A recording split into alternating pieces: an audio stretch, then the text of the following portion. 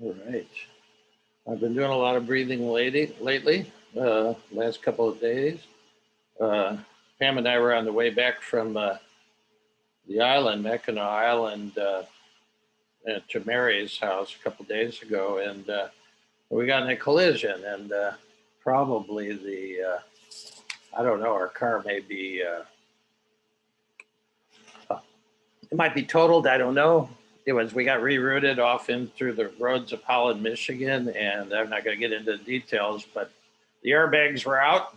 And just in a moment, one moment we're seeing the thing, and the next minute the airbags are out, and there's talcum powder in the air, and you don't know what happened. My glasses flew off, and but when the dust literally settled, we were alive, and that was it was quite a moment. You know, I always say I teach every one of these sessions as if it was my last. Well, that last one might have been my last, but we're all right, and the three East Indians or Pakistanis in the other car emerged all right, including one of them being a three-month-old baby. So we were quite blessed, quite blessed. I mean, this is wonderful to be here. Let me put it that way. So we're going to work with the 4 reminders from Buddhism today, because as I was reflecting on it, I couldn't get away from the 4 reminders. And if you don't know these, get your pens ready, because it's only really 10 words you have to write down to get the 4 reminders. And I was immediately reminded of these when we were standing on the curbside, waiting for whatever else happened. Well, here I am. Thanks to Nick, my faithful roommate, and Mary, who came up and hauled us, because you can't even get a rental car anywhere. We were, 2 hours away. Well, anyway, 4 reminders. First reminder. And these were given by Padmasambhava, who was a Buddha from, sometimes called the second Buddha. He was a Buddha, he is still the big Buddha in Tibet. And so this is a Tibetan teaching, the 4 reminders. And the first reminder is life is precious. It's the first thing to remember. I mean, human beings, we are rare when you consider the number of species that we have on this planet, and we are late. We are like, if you took the whole span of life on Earth in a single year, we showed up on December 31st in the last 15 seconds. That's how rare we are, and that's also how new we are. So life is precious. Here's a few words from Pema that she's talking about this, and she says, we are always in a position where something might happen to us. We don't know. Life can just turn upside down. Anything can happen. How precious, how really sweet and precious our lives are. And I pray that you never have to have that airbag experience, and for just a split second, not knowing the eyes would open. So life is precious, and every human life is precious. And even though it seems like we got a lot of humanity around here compared to the rest of the species, we're sort of rare. And so that's the first thing. And I don't think we always remember that. This life is precious. This moment is precious. This talk is precious. Being together, it's all precious. And I think we lose that sense. I know I do. And so that's why they have these reminders. So that's 3 words. Life is precious. The second reminder is life is impermanent.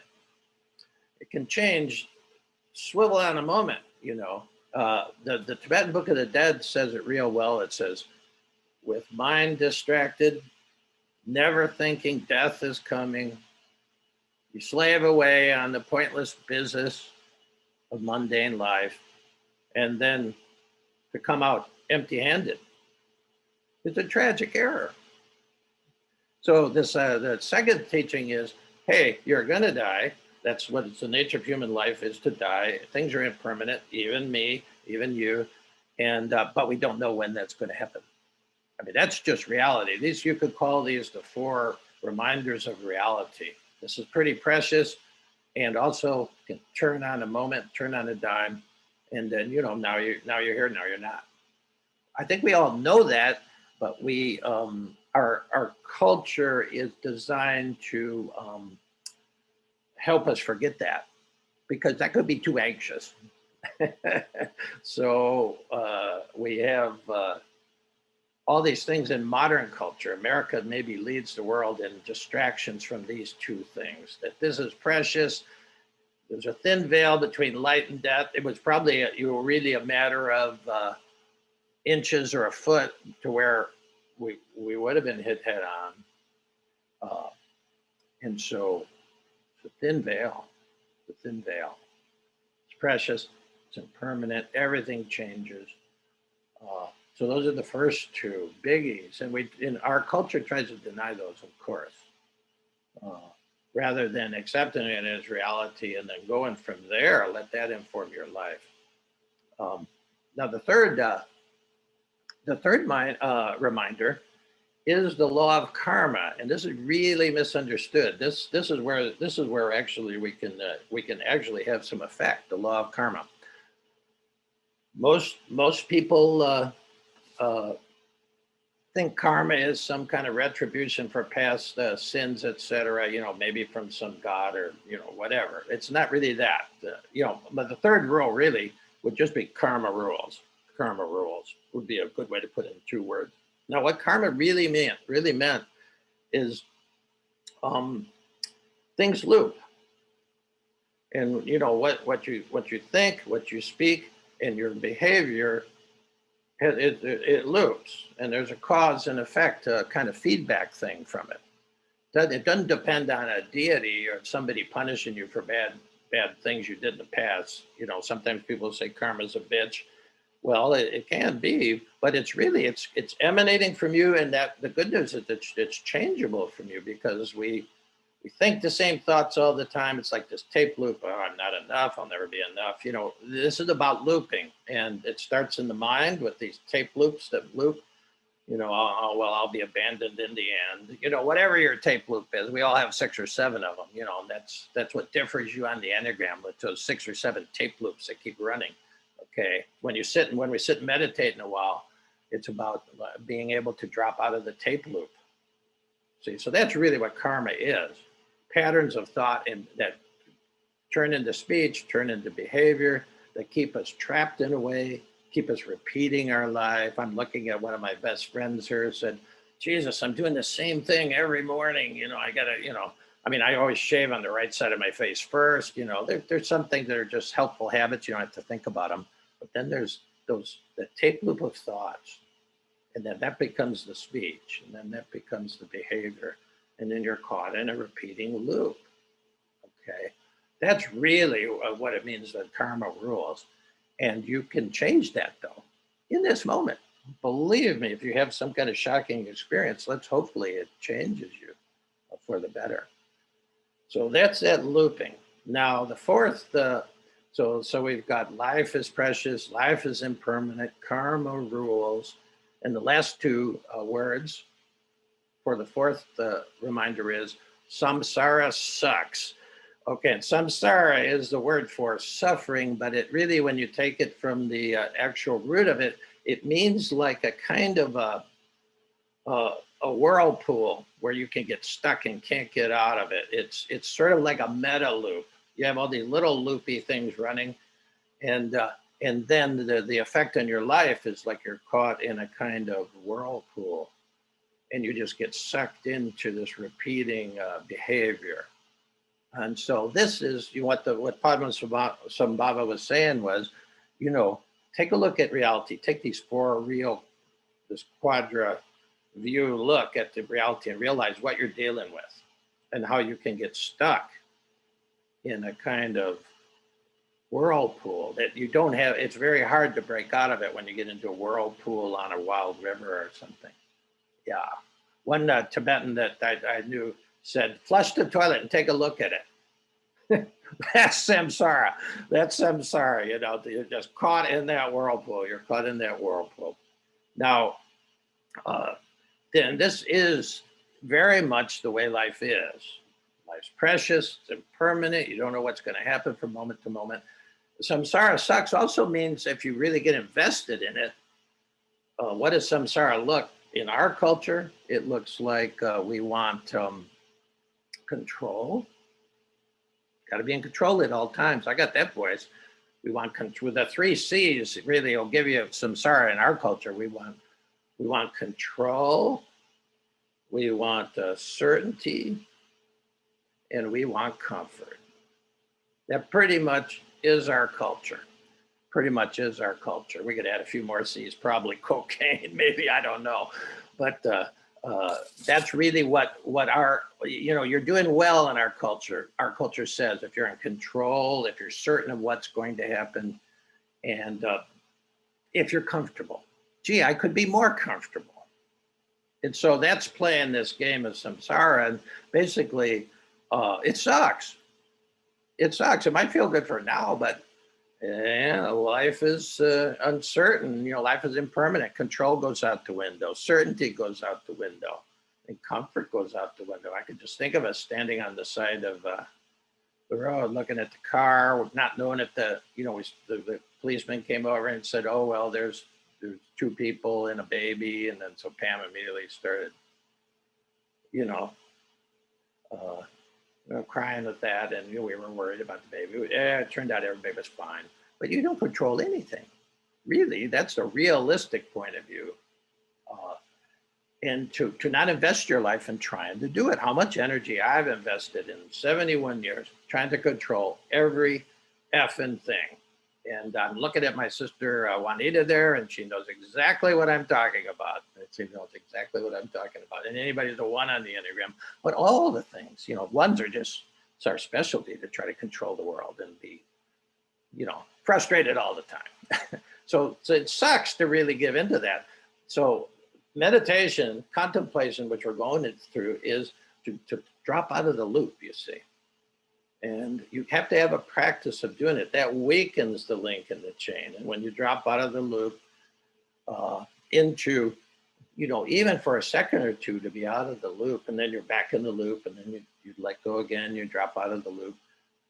That over time weakens the loop. And actually, when you're living in this kind of gated community of the mind, nothing new can get in. See? So that's really where meditation comes in, in my estimation, is it's what you can do. And then you got a chance to make a choice that is for life. Another way of looking at samsara is you're not integrated with life. You're just trying to hold life off.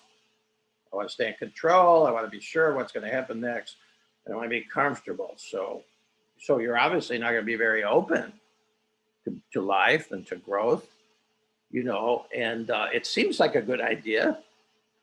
Our culture says it's a good idea, but it's really a horrible idea. And,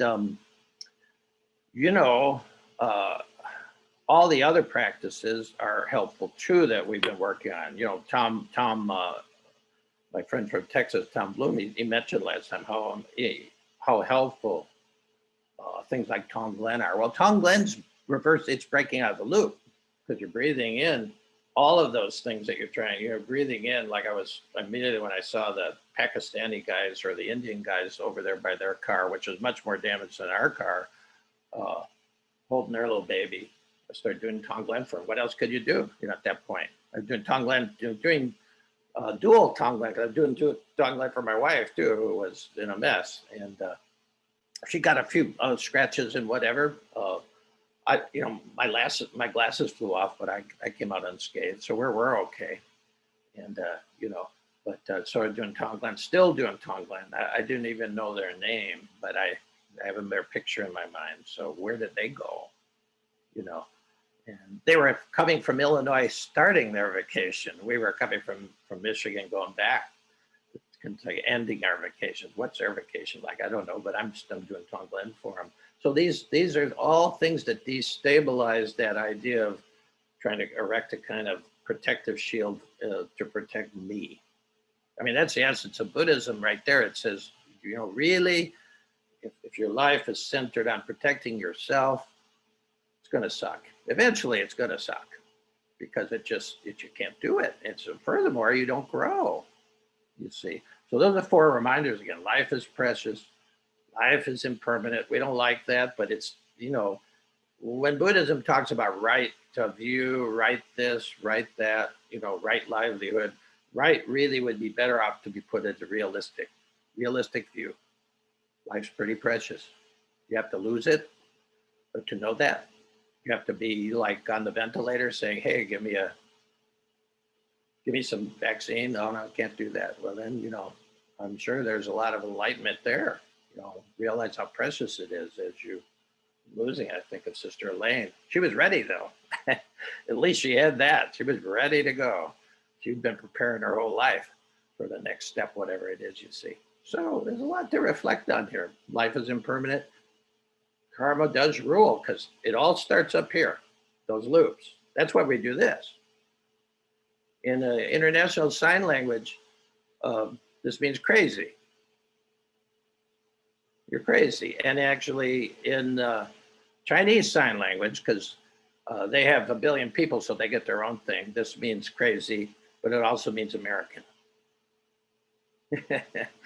They're not far off. They're not far off. We got to be humble about this because we really think that we can control everything, the whole world, and then we can be certain about everything. What I believed on Monday, I'm going to believe it on Wednesday, no matter what happens on Tuesday. That's seen as a virtue, not being a flip flopper or something.